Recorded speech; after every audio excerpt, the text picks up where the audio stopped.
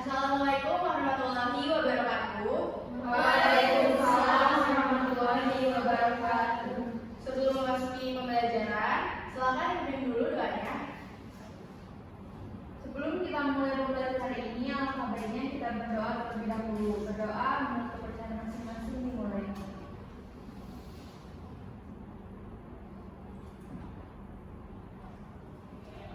Berdoa selesai. Beri salam. Assalamualaikum warahmatullahi wabarakatuh. Waalaikumsalam warahmatullahi wabarakatuh. Ibu absensi dulu ya. Yang pertama di Rosita, Ibu Hilwa Takia, Larasati Sarabinta, Mena Rumi Zahara, Nashita Fibri Asira, Nucita Isa Zahra, Oke, hadir semua ya, alhamdulillah. Gimana kabarnya kalian hari ini? Alhamdulillah baik juga. Terima kasih untuk pertanyaannya.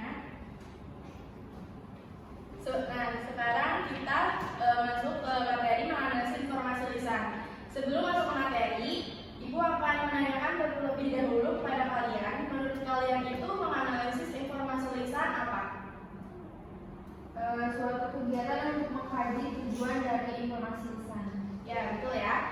Nanti akan Ibu jelaskan secara rinci dari PPT yang sudah dibuat. Sebelum itu, Ibu akan menyampaikan tujuan pembelajarannya.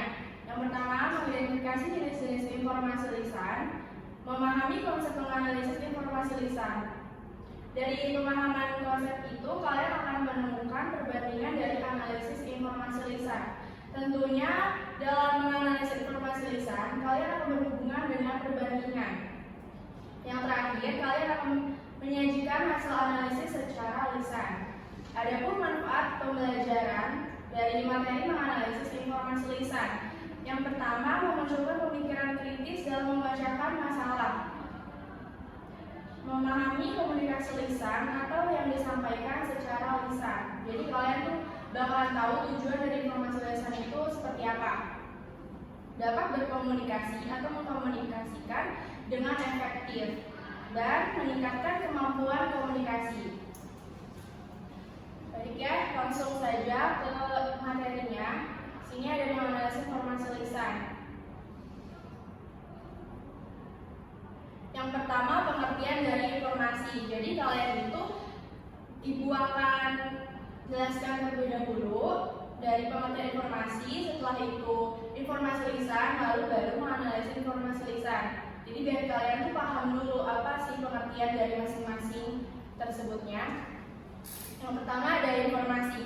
Informasi secara harfiah adalah pesan, sedangkan artian maknawiahnya adalah uraian yang berisi keterangan mengenai sesuatu, baik objek, masalah, atau peristiwa yang disampaikan pada seseorang maupun kelompok, dengan tujuan utama agar orang tersebut mengetahui atau memahami yang disampaikan.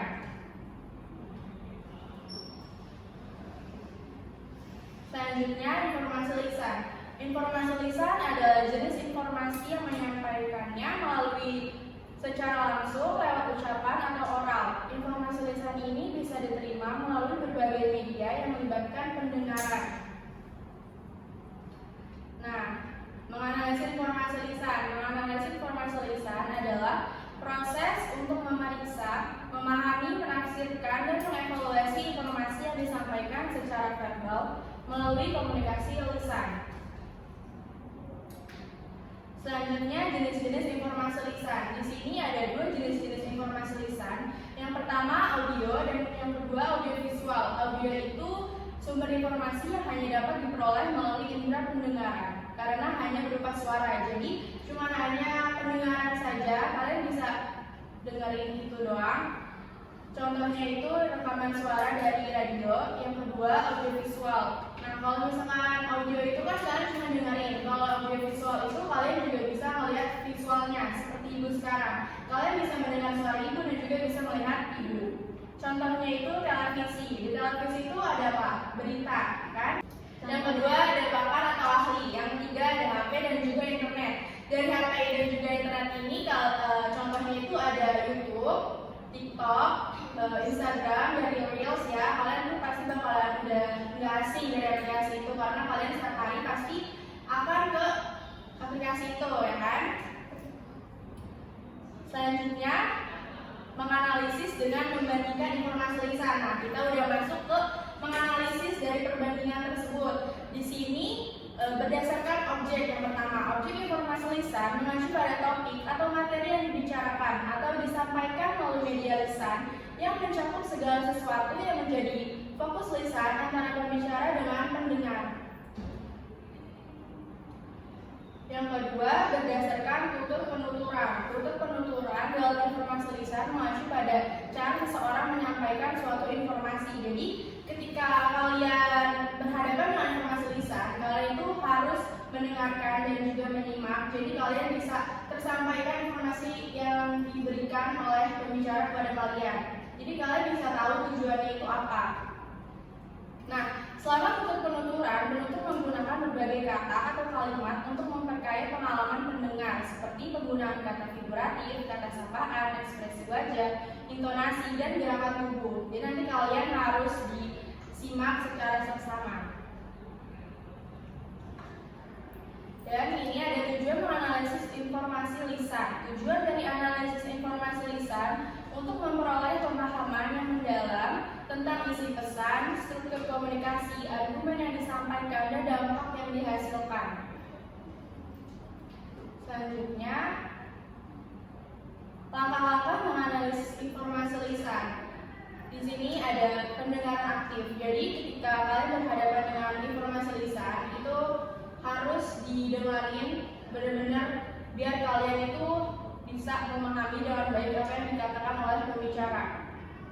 Yang kedua, identifikasi tujuan komunikasi, mencari tahu tujuan atau pesan inti yang ingin disampaikan oleh pembicara, seperti tujuannya untuk menginformasikan, membujuk, menghibur, atau memberitahu pendengar. Yang ketiga, perhatikan gaya bicara. Gaya bicara yang digunakan oleh pembicara seperti penggunaan bahasa formal atau informal, apakah memanfaatkan istilah teknis seperti singkatan kata atau bahasa yang mudah dipahami, dan juga memberikan petunjuk tentang audiens yang dituju.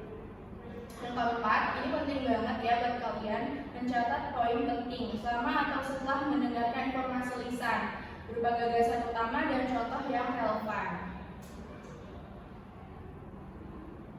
Nah, di sini ada dua contoh yang akan Ibu berikan dari informasi lisan berupa video. Yang pertama itu ada wisata Gorontalo Utara dan juga kuliner Semarang.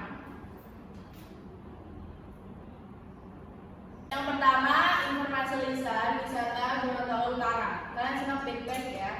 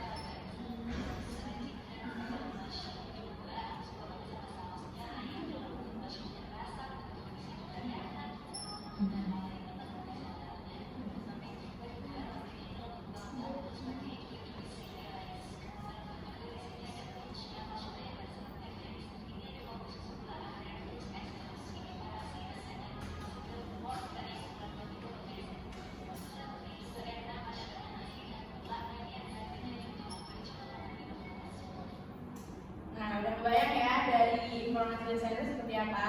Terus sekarang dengar deh pas video yang kedua.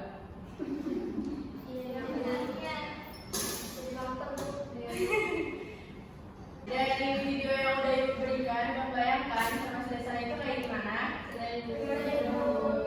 Sudah paham? Oke. Berarti kalau kayak gitu, boleh dong kalau ibu nanya ke kalian. Pertama-tama nih, kalian simak gak kata sapaan yang digunakan dari pembicara? Apa kata sapaannya? Ya boleh? Kata sapaannya itu halo guys. Oke. Dari dua video tersebut kata sapaannya halo guys. Ya betul ya. Pasti kata-kata itu tuh udah gak asing banget di kalian, karena pasti kalian sering banget deh dengan kata-kata itu. Nah, kedua, pada siapa pembicara berbicara? Audiens. Audiensnya siapa? Kita. Ya betul. Yang selanjutnya, objek yang dijelaskan pada informasi tersebut. Apa objeknya menurut kalian? Ya boleh, silakan. Objeknya itu seperti makan, minum, tuh, terus atau tempat makan yang ada di Semarang, tepatnya di Jalan Bunduhan Museum. Ya itu dari video kedua ya. Kalau video pertamanya, objeknya apa? Kalau video pertamanya yaitu seperti atraksi para layang di Bukit Gunung Ceria yang ingin atau mencari tempat wisata di Gorontalo Utara, yaitu para layang. Ya betul ya. Nah sekarang tujuan pembicara menjelaskan objek tersebut itu apa? Dari video pertama dan video kedua. Video pertamanya itu tujuannya apa? Ya boleh misalkan. Buat video pertama tujuannya itu untuk memberitahu atau menginformasikan lainnya yang ingin mencari tempat wisata di Gorontalo Utara, yaitu para layang itu. Terus kalau yang kedua itu kan kuliner Semarang ya. Ya. Jadi tujuannya itu untuk merekomendasikan tempat makanan yang enak dengan harga terjangkau. Ya betul ya. Nah berarti udah pada bisa semua ya. Jadi langsung aku kasih tugas. Ini kalian diskusi secara kelompok. Tadi kan kalian udah bisa jawab ya semuanya. Pertanyaannya gampang kok. Mana ada 4 udah ibu bikin. Jadi nanti kalian tinggal tulis aja hasil analisis kalian. Setelah itu kalian presentasikan. Ini secara kelompok ya. Silahkan. Kelompoknya benar.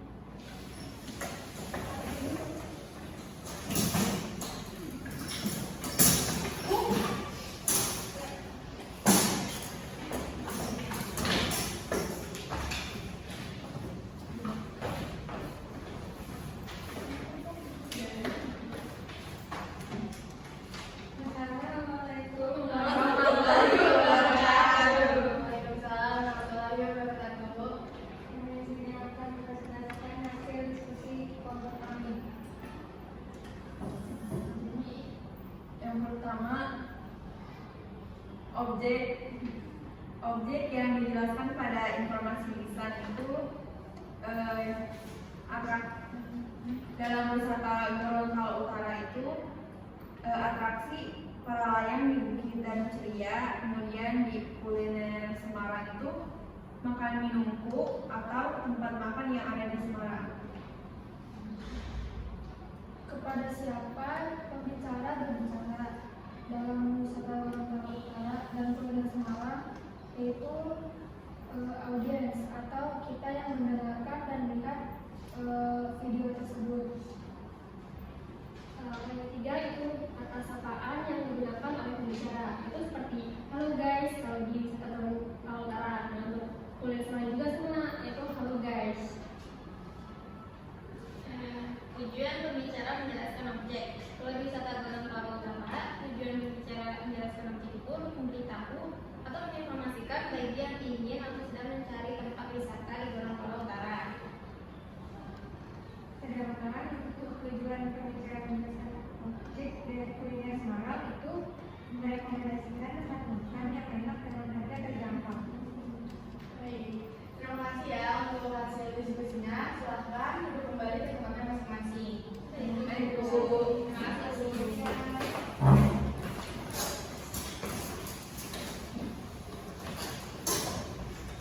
Ya, betul ya. Objek yang dijelaskan pada informasi wisata Gorontalo Utara itu atraksi para layang di Bukit Gunung Ceria. Sedangkan di kuliner Semarang itu objeknya makan minumku atau tempat makan yang ada di Semarang.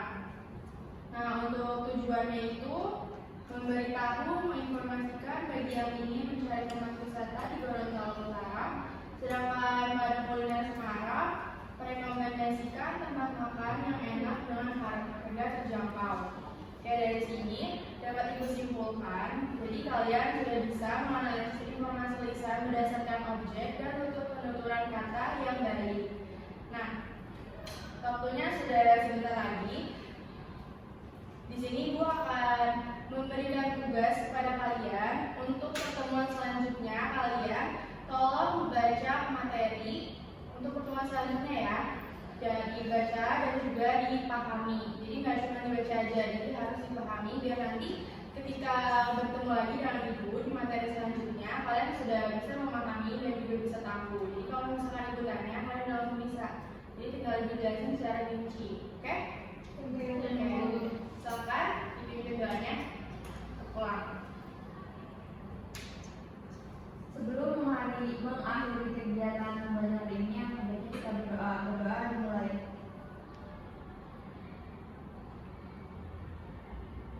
Berdoa selesai. Beri salam.